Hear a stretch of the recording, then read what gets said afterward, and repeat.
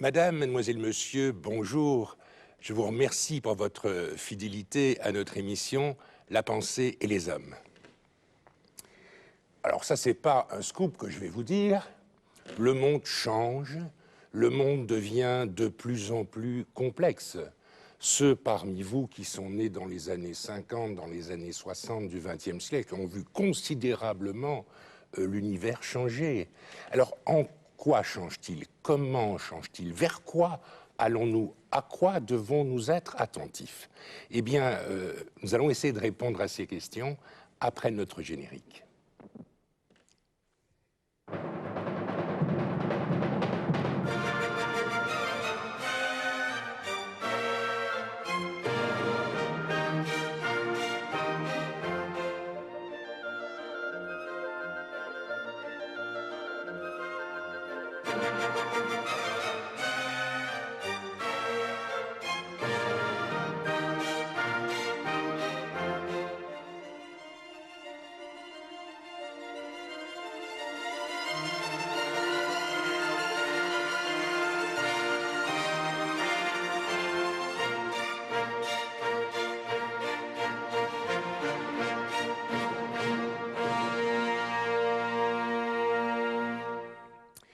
Eh bien, pour évoquer la complexité et les changements de notre univers, je n'ai pas aujourd'hui invité des philosophes. J'ai comme invité deux ingénieurs civils. En la personne de Michel Jutkiewicz, vous êtes ingénieur civil de l'Université libre de Bruxelles, vous êtes aussi conseiller du recteur de l'université, et je dirais que c'est vous qui avez eu l'idée de cette réflexion pour notre émission aujourd'hui. Mon autre invité est le professeur Georges Ouanet. Vous avez fait une longue carrière comme ingénieur civil dans l'industrie, dans le monde bancaire, mais vous enseignez à l'école de commerce Solvay, donc à l'Université libre de Bruxelles. Alors, le monde est complexe. Je vais vous demander, à vous qui êtes des ingénieurs, et je vous dirais que pour moi, la science de l'ingénieur est déjà quelque chose de complexe, je vais vous demander de me dire en quoi vous pouvez estimer que le monde se complexifie. Quand est-ce que les choses se sont mises en place et qu'est-ce qui a changé? Je crois qu'on peut dire que, par essence, le monde a toujours été complexe, mais probablement qu'on en a pris conscience essentiellement au XXe siècle et certainement dans les 30 ou 40 dernières années. Parce qu'en effet, nous sommes abreuvés d'une quantité d'informations phénoménales, où le bon grain côtoie l'ivraie, où le pertinent côtoie le moins pertinent. Il est très difficile de s'y retrouver, il est très difficile de définir, je dirais, quelles sont les lignes de force de ce qui nous entoure. Et ceci est vrai dans tous les domaines. En effet, nous avons un phénomène de mondialisation, pas seulement des biens et des services, mais aussi des idées. Nous avons, par Internet et par d'autres médias, les nouvelles en temps quasi réel, souvent sensationnalistes, pas toujours analysées. Il y en a tellement, elles sont tellement omniprésentes qu'on a du mal à les structurer.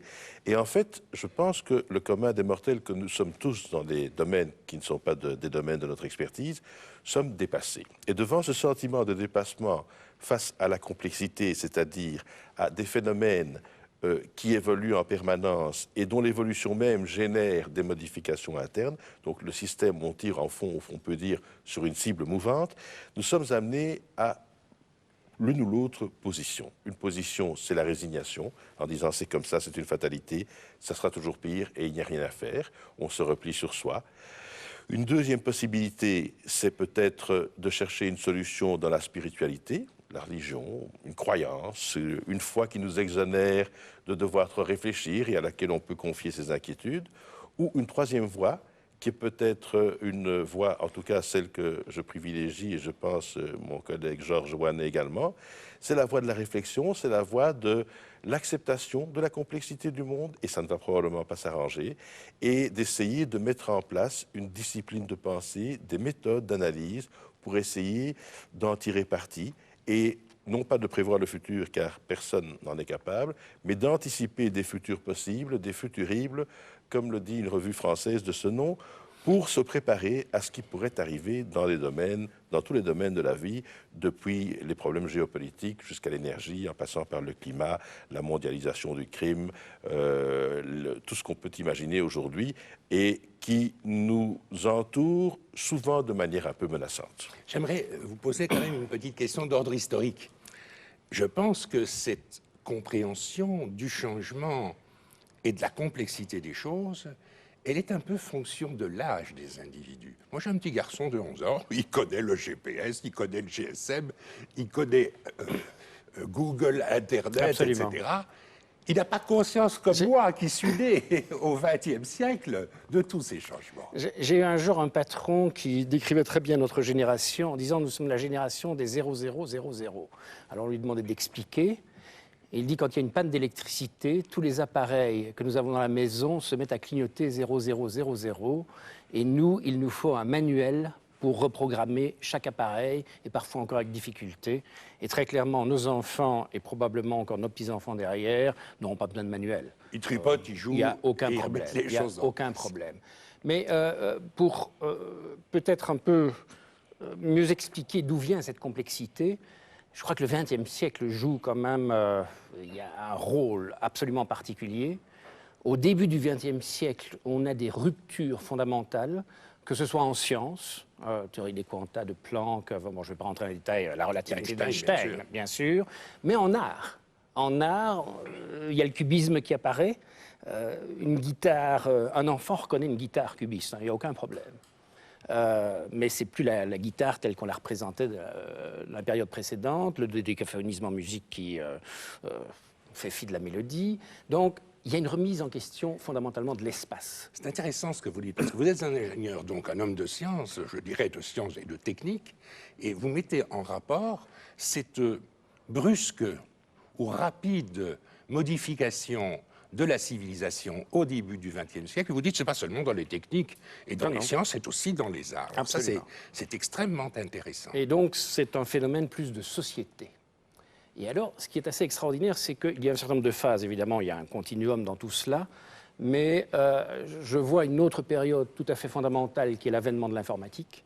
Et l'informatique, c'est quoi? C'est la digitalisation. Alors, je vais essayer d'expliquer ce que c'est. Bon, tout texte, maintenant, quand vous accédez sur écran à un texte, en fait, c'est une séquence de 0 et de 1. Bien, je ne vais pas rentrer parce qu'alors, on rentre dans les techniques de codage, c'est compliqué. C'est peut-être plus simple à comprendre au niveau de l'image, où là, les images sont un ensemble, on appelle ça des pixels. Les pixels, ce sont des points un petit point auquel on attribue simplement un jeu de couleurs pour le faire. Et de tonalité. Et de tonalité, plus tout ou à moins fait. fort. Et de tonalité. Et donc, qu'est-ce que ça a permis de faire? Ce que ça a permis de faire, c'est de passer de la photographie dite analogique à la photographie dite digitale. Et l'analogique, on pouvait faire quelques retraitements sophistiqués que des photographes professionnels pouvaient faire. Maintenant, vous-même, vous pouvez vous embellir si vous voulez le faire. Enfin, vous pouvez Ce serait faire peut-être très nécessaire. Ce serait tout à fait nécessaire, absolument. Et donc maintenant, tout est devenu, je dirais, digital. C'est-à-dire qu'on a tendance à essayer de ramener un problème au plus petit élément possible. Et on ne réalise pas à quel point ceci est important parce que finalement, nous avons un fonctionnement qui est digital. Je veux dire, personnellement... Expliquez-moi. Personnellement, en vacances, je suis en vacances peut-être, mais j'ai quand même mon GSM qui est branché. J'ai mon ordinateur qui peut être branché, ou en tout cas, je peux décider d'aller voir le soir ce qui se passe.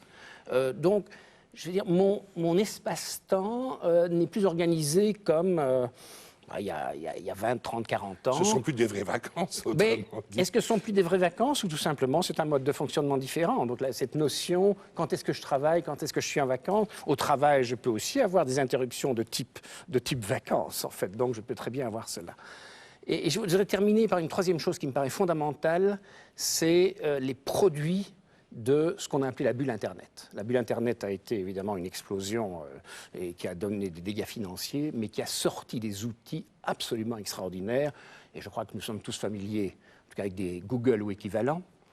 Et là, il y a une chose qui me paraît fondamentale, c'est qu'il est important que tout le monde ait accès à ces outils. Parce que quand nous étions à l'université, nous devions avoir des livres, nous devions aller à une bibliothèque, c'est un nombre limité de références. Maintenant, nous avons accès à toute la connaissance.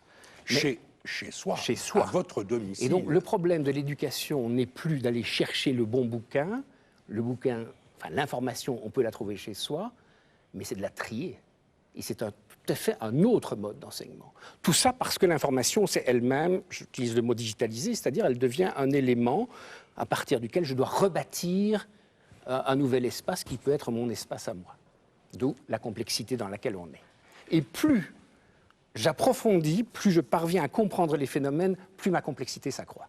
Donc ça, c'est paraître un paradoxe, mais c'est en fait un des problèmes que nous avons aujourd'hui. Et j'ajouterais à cela que, comme le disait Georges, en parlant notamment de la peinture, nous sommes passés d'une société de la représentation à une société de l'interprétation, voire, à partir du moment où tout peut être codé de manière symbolique, une société de la manipulation de symboles. Et nous manipulons sans cesse des choses. Quand nous payons avec une carte de crédit, au lieu de manipuler de la monnaie, quand nous réservons par Internet un hôtel à l'autre bout du monde de manière virtuelle, nous sommes à la limite dans la manipulation de symboles. On s'écarte du tangible, c'est déjà une des choses qui est caractéristique de la complexité. D'ailleurs, il suffit pour s'en rendre compte que le système qu'on utilise à un moment donné tombe en panne. Et automatiquement, on est perdu. Parce qu'on ne parle plus à une personne, on parle à une machine. Mais à cela s'ajoute aussi le côté la vie en réseau. C'est-à-dire aussi, comme le disait Georges, que nous sommes en fait, comment dirais-je, nous ne sommes jamais complètement déconnectés, sauf à le vouloir vraiment. Le travail, l'espace, la frontière entre le monde professionnel et le monde privé s'estompe progressivement. Pour nos enfants, ça paraît d'ailleurs tout à fait naturel que les deux soient mélangés. Et enfin, s'ajoute à ça une composante encore supplémentaire. C'est comme nous sommes abreuvés d'informations dans toutes sortes de domaines qui en fait sont étroitement interreliés les uns aux autres, nous avons du mal à analyser les phénomènes comme on le faisait encore naguère, la bonne vieille méthode cartésienne. On décompose le système en ses constituants, on les analyse et on recompose le tout. Ce système-là marchait très bien quand il y avait relativement peu d'interaction entre les différents aspects du système. À partir du moment où il y en a beaucoup, et notre monde actuel est plein de ces interactions dans tous les domaines, cette décomposition cartésienne ne marche plus. Il faut trouver d'autres modèles, d'autres méthodes d'analyse. Il y en a. Elles existent, elles sont généralement transdisciplinaires, et c'est ce monde-là, je crois, qui est le monde d'aujourd'hui, pas de demain, mais ce sont ces outils et ces modes de travail qui nous permettront sans doute d'appréhender le mode de demain et de l'anticiper pour nous y préparer le mieux possible. Alors il y a des dangers, on va en parler, mais moi je trouve que ce monde d'aujourd'hui, il est extrêmement facile.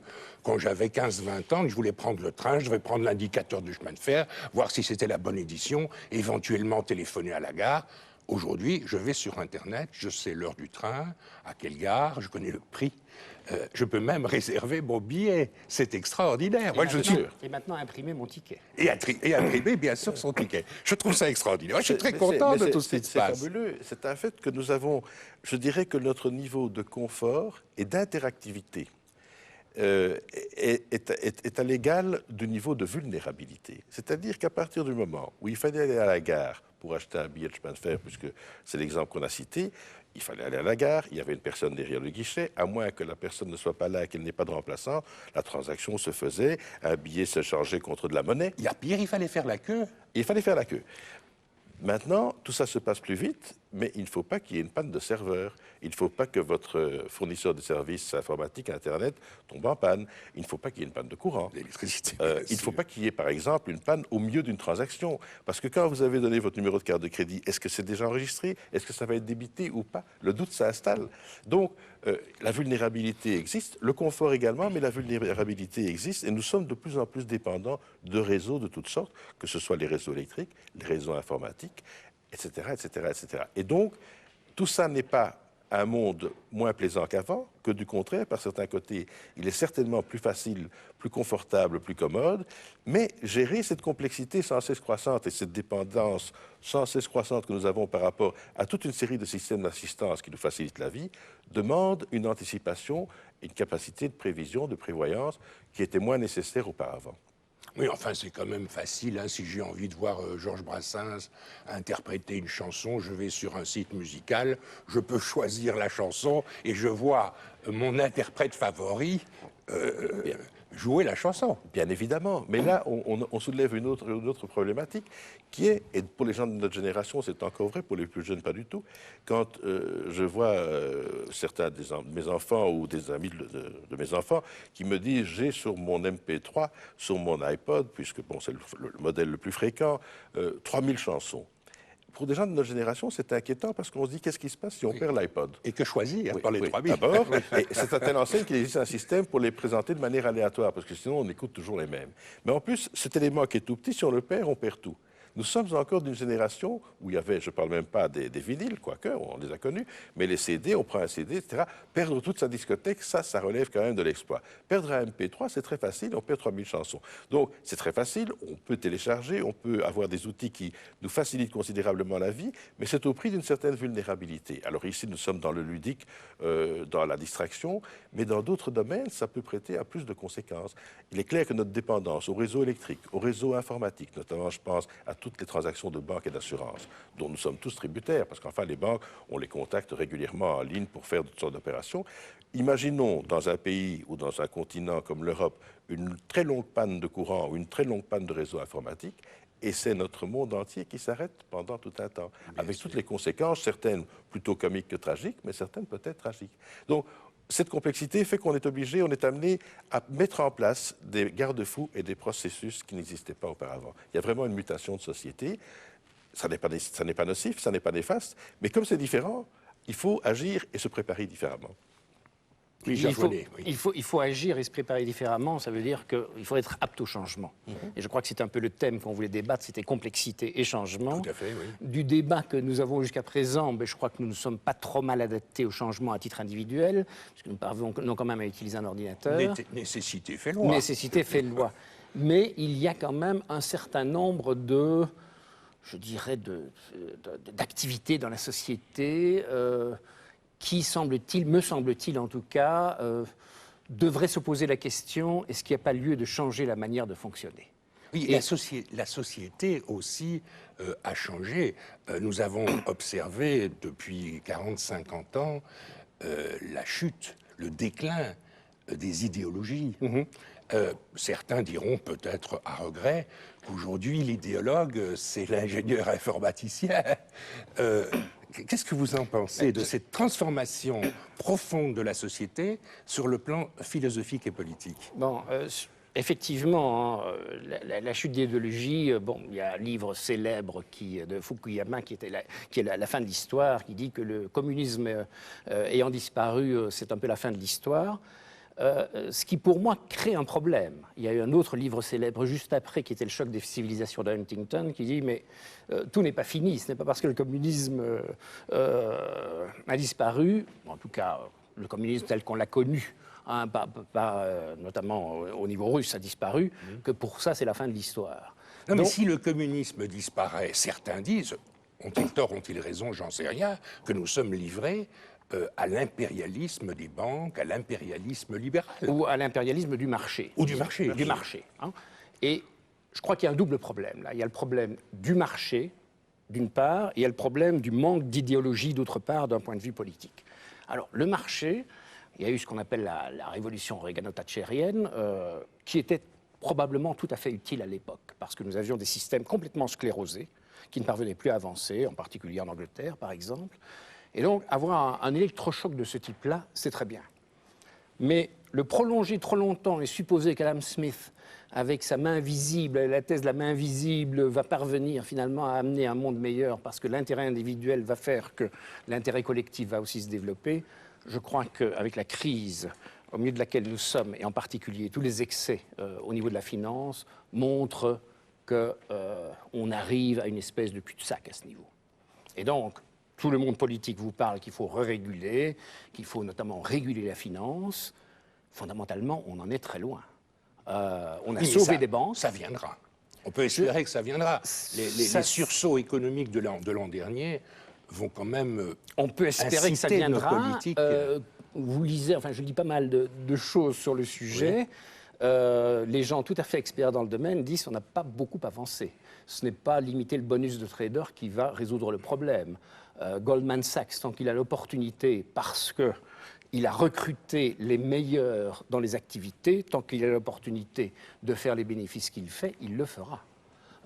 Et c'est lui, on a cité toute une série d'exemples ces derniers temps, mais enfin, c'est lui qui a financé un montage qui a permis aux Grecs de cacher leur dette, leur déficit. Oui. Et maintenant que ça apparaît au grand jour, ben, on va se mettre à spéculer sur l'euro en se disant il y a peut-être moyen de gagner de l'argent à ce niveau-là. Bon, donc tous ces jeux sont toujours là. Il n'y a personne qui peut les réguler, et la seule régulation possible, elle ne pourra être qu'au niveau mondial. Mais est-ce que l'affrontement religieux ne va pas se substituer en quelque sorte au traditionnel affrontement politique entre, disons, les communistes et les libéraux? Je ne sais pas s'il Michel va s'y substituer, mais je pense qu'il s'y ajoute parce que à partir... Il s'y superpose. Oui, en il s'y fait. superpose dans la mesure où, à partir du moment où il y a des disparités importantes, que ce soit sur le plan social, économique, culturel, etc., nous faisons le lit quand même d'une série de croyances et religions qui apportent sinon des solutions, des réponses. Il faut se dire, dans un monde complexe comme le nôtre, qui bouge tout le temps, qui est en changement perpétuel et plus rapide, parce que le monde a toujours évolué, mais le changement est beaucoup plus rapide aujourd'hui qu'il ne l'était il y a quelques années, et surtout, nous en sommes davantage informés. Peut-être parfois sous forme d'imagerie d'Épinal, mais nous en sommes informés. On est au courant aujourd'hui d'un tremblement de terre léger en Chine. On est au courant de ce qui se passe au fin fond du Pakistan ou en Amérique centrale, etc. Et donc, le fait d'être abreuvé en permanence d'une grande quantité d'informations donne un peu le tournis. Ajoutez à ça dans la recette des poches de pauvreté extrêmement importantes, des gens qui n'ont relativement peu d'espoir de s'en sortir, et je pense qu'on fait le lit d'un certain nombre de croyances qui apportent pas des solutions, mais des réponses provisoires et qui, d'une certaine manière, sont un petit peu des antidouleurs. Et ça, c'est à la fois la meilleure et la pire des choses, parce que c'est vrai que calmer la douleur, c'est toujours bon, mais pas au prix d'effacer la vérité, ou d'effacer les valeurs, ou d'effacer la recherche de solutions à des problèmes qui sont latents. Et je pense, on a parlé de l'économique, mais il y a d'autres problèmes. On parle beaucoup aujourd'hui de la guerre de l'eau. Heureusement, elle n'a pas encore eu lieu, et comme la guerre de Troie, espérons qu'elle n'ait pas lieu. Mais enfin, la guerre de l'eau, c'est une ressource rare qui devient effectivement de plus en plus critique. Il y a la course aux matières premières. Il y a toute une série de matières premières, notamment ce qu'on appelle les terres rares, qui en rentrent dans la fabrication justement de ces objets nomades dont on parlait, les baladeurs, les téléphones portables, les GSM, etc. Bon, il y en a de moins en moins. Elles sont concentrées dans certains pays. On voit se présenter fatalement des positions d'oligopole ou de monopole, avec évidemment une forme de violence autour de tout cela. C'est aussi une question critique. La montée des intégrismes religieux est également un danger. On peut parler bien sûr de l'islam radical, mais on peut également parler des évangélistes américains et d'autres encore. Donc je pense que on est un peu dans une sorte de peur millénariste. Oui, justement, est-ce que c'est pas plus simple de se confier à un Dieu, l'Allah des musulmans, le Dieu des chrétiens fondamentalistes que vous évoquiez? Est-ce que c'est pas plus simple que d'essayer de comprendre le fonctionnement de la machine informatique? Alors vous êtes des ingénieurs, vous comprenez ça très bien. Mais moi, je suis pas comme vous. Alors je me dis, en voyant mon ordinateur, comment ça tourne, ça? C'est clair que c'est certainement plus simple. Mais est-ce que les réponses Parfois. Et dans l'art de l'ingénieur en particulier, les réponses les plus simples sont souvent les plus élégantes et les meilleures. Mais en matière de société, en matière de géopolitique, en matière d'économie, de politique, de vivre ensemble, etc., malheureusement, l'histoire a montré que les réponses les plus simples et parfois les réponses simplistes ont conduit à des drames terribles. Donc, il faut savoir raison garder. Oui, on revient peut-être au ce dont on discutait à propos du marché et aussi du politique. Adam Smith, c'était une réponse simple. La main invisible va vous guider. Faites confiance à la publicité quand vous annonce, achetez, allez-y. Bon, manifestement, on s'aperçoit que le système a atteint ses limites et donc il faudra absolument trouver un mécanisme de régulation vis-à-vis de cela. Bon, ça c'est un premier point. On peut se poser aussi des questions, par exemple, sur la volonté qu'a eue la Commission européenne de vouloir tout déréguler, tout libéraliser. Ça a marché dans certains domaines, indéniablement. Est-ce que vous êtes heureux de la dérégulation de l'électricité et du gaz en tant que consommateur? Moi, je me pose la question. En tout cas, personnellement. Du téléphone. Du téléphone, au départ, c'était bon. Au départ, on est quand même passé de la RTT à Belgacom et on a vu un progrès. Et puis s'est installé ce qui est la nature de tout système économique. Vous commencez par ce qu'on appelle un oligopole, c'est-à-dire une concurrence limitée, et puis un duopole. Et le rêve, C'est le monopole. c'est le bien monopole, sûr, c'est bien clair, sûr. ça c'est évident. Et donc maintenant, en Belgique, on est typiquement en duopole, notamment pour les accès Internet. Bon, c'est pas sain du tout. Je trouve anormal que dans ce pays, je paye quasiment le double de ce que je pourrais payer en France, où là, il y a une véritable concurrence. Oui. Donc, l'Europe a voulu jouer la concurrence à tout prix, mais la concurrence, ben, vous savez, vous êtes agent économique, vous avez un petit marché, vous dites est-ce que ça vaut la peine que je fasse des efforts pour rentrer dans ce marché. Quand le marché est suffisamment gros, c'est ce qui fait la puissance de jeu concurrentiel aux États-Unis. Vous êtes devant un marché homogène et très important. En Europe, ça marche, mais dans certains domaines, ça ne marche pas du tout. Donc, il serait bon de revoir la chose. Au niveau politique, on revient au débat sur les idéologies. Il n'y a plus vraiment de débat idéologique d'un point de vue politique. Et quand je vois que l'on parle de ces questions qui sont les débats aujourd'hui d'identité nationale, d'identité wallonne et autres, je me dis, je crois qu'on est tout à fait en dehors d'un débat vraiment sérieux d'un point de vue idéologique. Et là, je voudrais rebondir. Le mot de la fin, Michel Jutkiewicz. Je voudrais rebondir en disant qu'en fait, les problèmes sont mondialisés pour la plupart et que donc les solutions doivent être visualisées au niveau mondial. Deux, nous sommes en quête, je pense, en tant qu'ingénieurs, de robustesse. On définit la robustesse comme la capacité d'un système à résister à des attaques plus ou moins importantes. Et donc, je pense que il existe des outils pour y arriver, et je pense que c'est vers ça que nous devons aller, sous peine de subir ce qui va arriver. Eh bien, ces outils-là, on en parlera peut-être à une autre émission, parce qu'on n'a pas vraiment épuisé tout le sujet, mais vous nous avez donné des interrogations qui, je pense, vont intéresser nos téléspectateurs d'aujourd'hui. Je vous remercie, Georges Ouanet, je vous remercie, Michel Jutkiewicz, pour votre présence à notre émission d'aujourd'hui. Madame, mademoiselle, monsieur, merci beaucoup pour votre attention.